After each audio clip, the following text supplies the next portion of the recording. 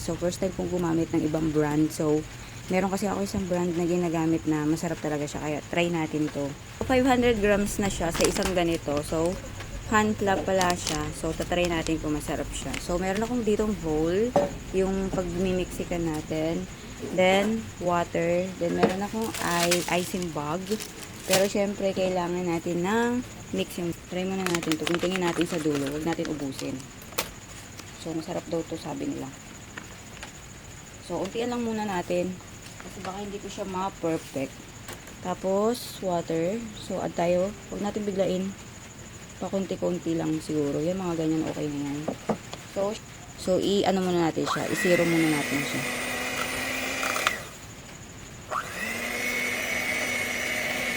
Ready natin.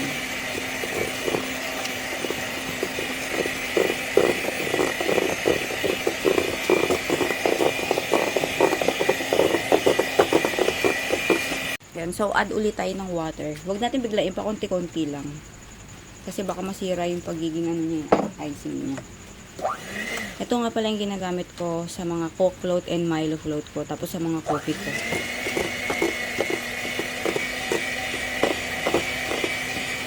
Mukha siyang masarap. Yung texture niya, parang texture yung nasa Jollibee. Alam niyo yun? Nakikita niyo ba yun? Ganyan yung pagka-texture niya. So, ang sarap nito pag ginawa pala siyang ice cream. Ayan o, ganyan yung texture eh. Kaya lang medyo ano siya, medyo may pagka-pricey siya. Kasi yung isang whipped cream na binibili ko is medyo mura naman siya. Pero, ano siya, maganda rin naman siya, stable din naman. Ito naman din, medyo pricey lang siya kasi 500 grams is 180 ba? 180 plus siya. So, yung binibili ko kasi na luma ko is, ang 500 dun is nasa 140 plus lang. So, try natin. Sarap niya kung gagawin siyang ice cream. So, add ulit tayo ng water.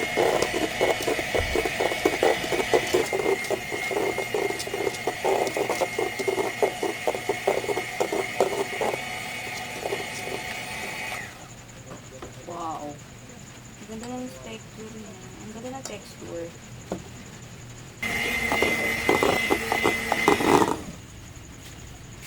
Ay. Ganito talaga yung texture ng ano, nasa Jollibee. Yung nasa ano, tsaka yung amoy niya. Bango. Para talagang ito yung ginagamit ng Jollibee. Yung Coke float sa ano, Jollibee. Parang ito talaga. Sarap. Good. Ang sarap din pala talaga nito. Ang sarap niya. Ang sarap niya. Sarap. First time ko to, pero ang sarap. So, stable na siya. Ganito lang yung gusto kong texture. Okay na to. Ganda. Ang sarap din niya. Ang sarap niya pag ginawa siyang ice cream. Yan o. Ang ganda ng texture niya. Creamy talaga. So, sasalin na natin yan sa icing bag. So, meron tayong icing bag. Siguro mga 3 icing bags mauubos ko. So, kalahati lang muna yung inano ko. So, bali 1/4 lang yan. So, kailangan natin ng cup kasi dyan natin ilalagay. Tusukin natin. Huwag natin masyadong punuin. So, try natin. Wow! Ang sarap ng ice cream.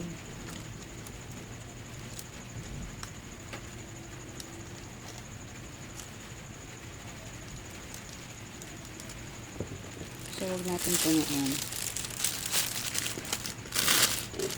So, talagin natin siya.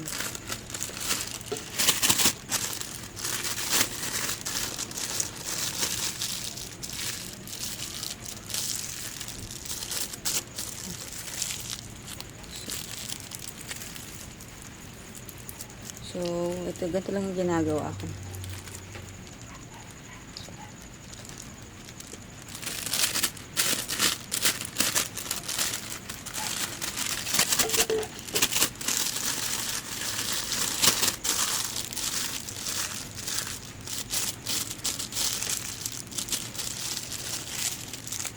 Tatry natin ito mamaya sa coffee.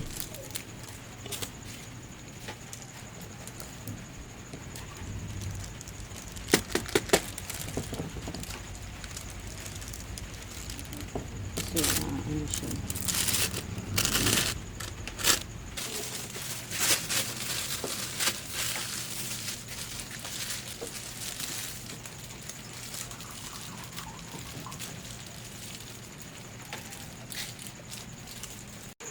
Ito na yung nagawa ko. So, nakagawa ako ng 4 na bag. Ito yung pang ready ko. Tapos, sinafety ko siya sa ziplock na lunchbox para safety talaga siya. So, ngayon naman, ang gagawin ko, so, dito naman, so, nag-ready ako.